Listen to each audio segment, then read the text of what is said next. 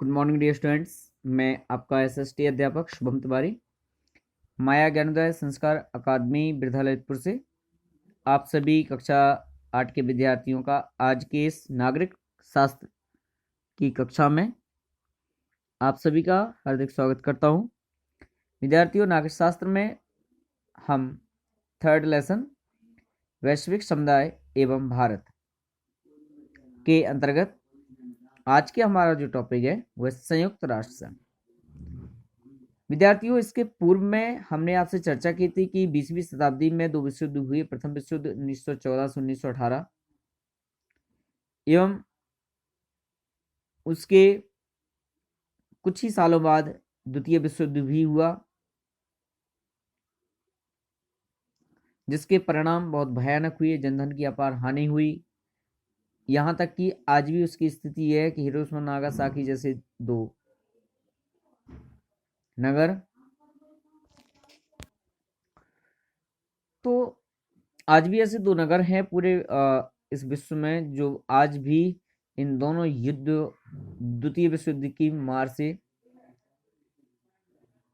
आज भी सफर कर रहे हैं।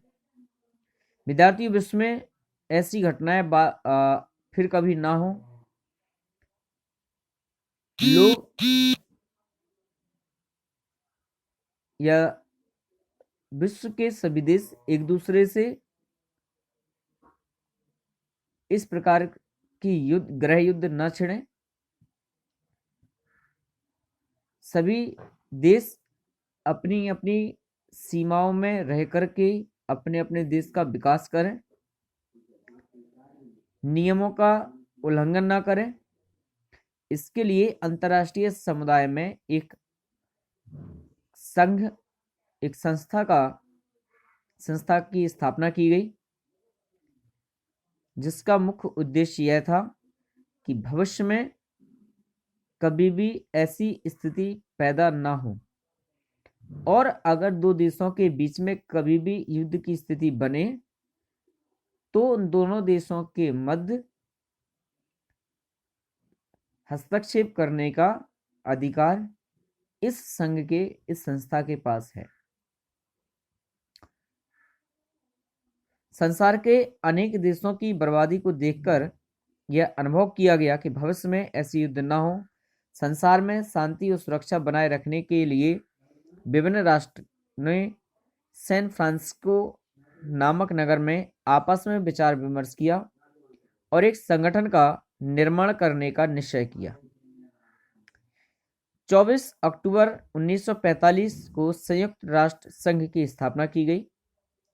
इस संघ का मुख्य लक्ष्य था कि आने वाली पीढ़ियों को युद्ध की विभीषिका से बचाना। ये इसका प्रमुख उद्देश्य था। विद्यार्थियों, इस संगठन के प्रारंभ में केवल 51 देश थे जो इस संगठन के सदस्य बने, जिसमें भारत भी शामिल था। धीरे धीरे इसमें सदस्यों की संख्या बढ़ती चली गई, यानी देशों की संख्या बढ़ती चली गई, और आज वर्तमान में 193 सदस्य इस संगठन के हैं।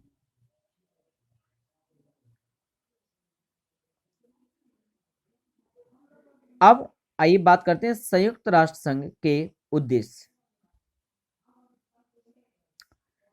तो उद्देश्य की बात तो अभी पहले भी कर चुके हैं। सीधा सीधा है कि युद्ध ना हो और शांति और सुरक्षा बनी रहे।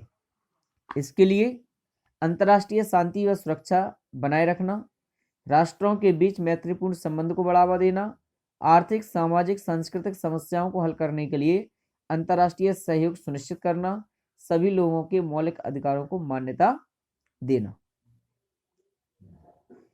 ये संयुक्त राष्ट्र संघ के प्रमुख उद्देश्य थे। विद्यार्थी, उस संगठन के 6 अंग हैं।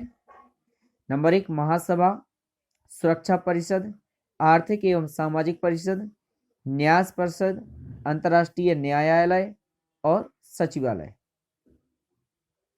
ये 6 अंग संयुक्त राष्ट्र संघ के अपने अपने सीमाओं में रह करके अपनी अपने उत्तरदायित्वों का निर्वहन करते हैं।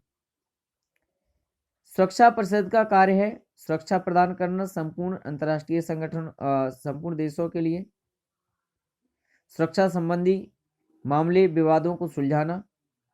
आर्थिक सामाजिक परिषद का मुख्य उद्देश्य सामाजिक एवं आर्थिक व्यापारिक नीतियों पर निगरानी रखते हुए इस क्षेत्र से आने वाले विवादों को, दो देशों के मध्य आने वाले विवादों को सुलझाना।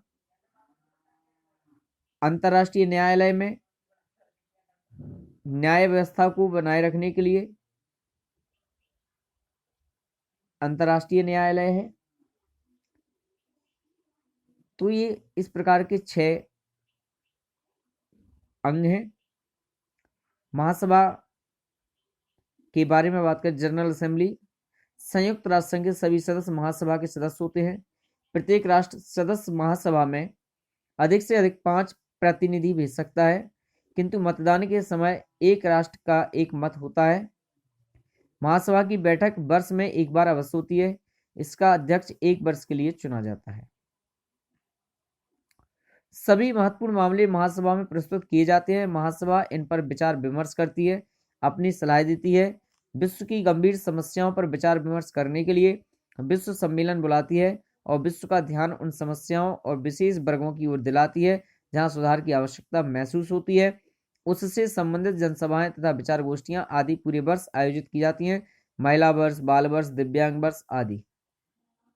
अतः महासभा का मुख्य उद्देश्य है कि भविष्य में होने वाली गतिविधियों पर ध्यान देना, उन पर विचार विमर्श करना, या ऐसी समाज में उत्पन्न समस्याएं जो बहुत ही अधिक गंभीर हैं और संपूर्ण विश्व के लिए आगे चल के भविष्य में उनका किसी भी देश को नुकसान हो सकता है, ऐसी गंभीर समस्याओं पर विचार विमर्श करते हुए सभी को उन समस्याओं के निवारण के लिए गाइडेंस देना इसका प्रमुख उद्देश्य है। विद्यार्थियों, इसके साथ साथ संयुक्त राष्ट्र संघ के जो और अंग हैं इन पर चर्चा करने के लिए कल फिर पुनः उपस्थित होंगे। तब तक के लिए आप सभी को आज की इस वीडियो कक्षा में मात्र इतना ही। कल फिर उपस्थित होकर के फिर मिलूंगा। तब तक के लिए नमस्कार।